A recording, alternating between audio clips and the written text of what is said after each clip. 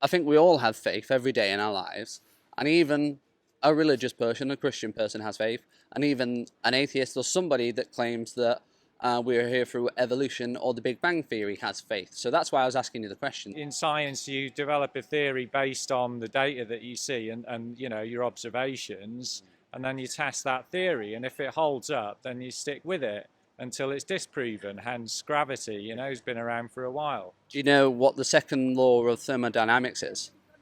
Something to do with fluids It's can't be entropy. compressed or something. Entropy. It means everything runs down and everything degrades. So that doesn't line up with evolution, because evolution tells us everything gets better and everything evolves. What do you mean? Everything degrades, everything we have, everything dies, everything wastes away, everything degrades and gets worse. It doesn't get better, so that contradicts evolution. The second law of thermodynamics being that, what you say, everything kind of slowly evaporates into nothingness, that can still be compatible with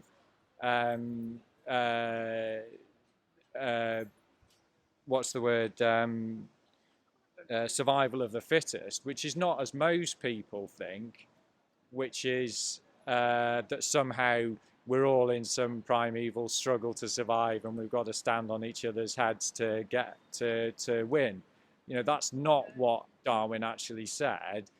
The theory was that it's a continual process of improvement, more along those lines. So Charles Darwin also said that women were less evolved species, and he also said that black people were less evolved species. Do you agree with all the teachings of Charles Darwin? Of course not, because we know more about that now than we did then. We know that black skin color is purely your genetics, and we understand, we've decoded DNA, so we understand that better. And that just reinforces the point that I'm making, is that we are all continually learning, and there's a place for faith in that as well. So what do you believe? How did we get here? Where do we go when we die? Well, surely you should know. If you don't know how we got here, you don't know why we're here, and when you don't know where we're going after we die, then you're lost. You're living your life is pointless and futile. You'll die and nobody will remember you. Anything that you did was meaningless and has no purpose and has no point. Life's pretty depressing.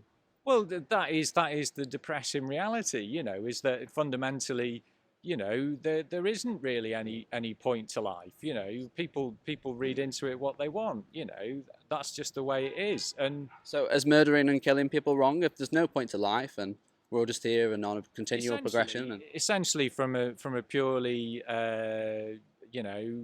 fundamental point of view, then no, it's not. Take the war in Ukraine, for example. I mean, those guys are doing things which they wouldn't do every day. So, are we supposed to? So, is that wrong? Who knows? You can't say, because you've got no objective standard, so you can't judge anybody on anything. You can't say Vladimir Putin's wrong. You can't say Adolf Hitler's wrong, because you've got no objective standard. But because you know it's wrong, because that's why you were laughing, because you've got a conscience, you know there must be an objective standard. I was laughing because you're putting me in a situation which I'm not in. You're trying to say, you're trying to turn theory into reality when that's not the case. You were saying that everything's subjective and different cultures have different things and different belief system, and that's okay. But then you said, oh, look what Vladimir Putin's doing, and you were making a judgment that what he is doing is morally wrong. No, that's not what I was saying at all. What I was saying was that your morality is a learned experience, and if you were in war, if you're in a war, a situation where you're fighting for your own survival, then that changes your environment. You're not just walking down the street buying a coffee and going about your business. You're trying to stay alive. Yeah, well, that's fine. You're allowed to defend yourself from somebody who's going to attack you or going to kill you. But then it doesn't mean that you're in a wartime scenario or situation that it's now okay to steal, lie, and rape. Are you worried that you could be wrong? Do you ever think about that? Like, I know your of course intellect I do. fights Of course against I'm what, vitally wrong. but yeah. So Yeah, I are you probably worried? am. I Yeah, am wrong. I'm sure yeah. I am. So Like you say, we're all transgressors. You know, Yeah. I mean, no one's immune to that. yeah, How did humans get here? How did humans end up inhabiting this planet? yeah. You know, it seems a bit of a mystery to me, and no one's really explained that in scientific terms. You know, so Okay. there's the room for faith if you want. Yeah. So I'm giving you fair play. you're getting a free pass there. Yeah.